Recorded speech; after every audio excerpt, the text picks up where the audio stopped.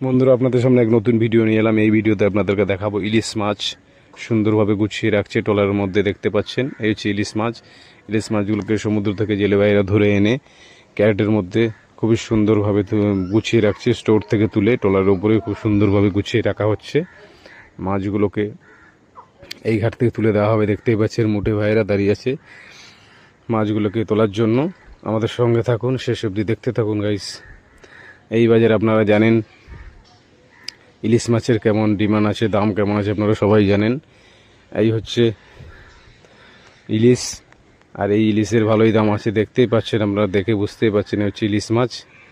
দেখতে থাকুন ভালো করে, আপনাদেরকে দেখাবো ইলিশ মাছগুলোকে কীরকম গুছিয়ে রাখছি, দেখতেই পাচ্ছেন। হচ্ছে ইলিশ মাছ, দেখেই তো বুঝতে পারছেন বন্ধুরা। ইলিশ মাছের ভালোই দাম আছে। আর বন্ধুরা, আমার এই ভিডিও যদি আপনাদের কাছে ভালো লাগে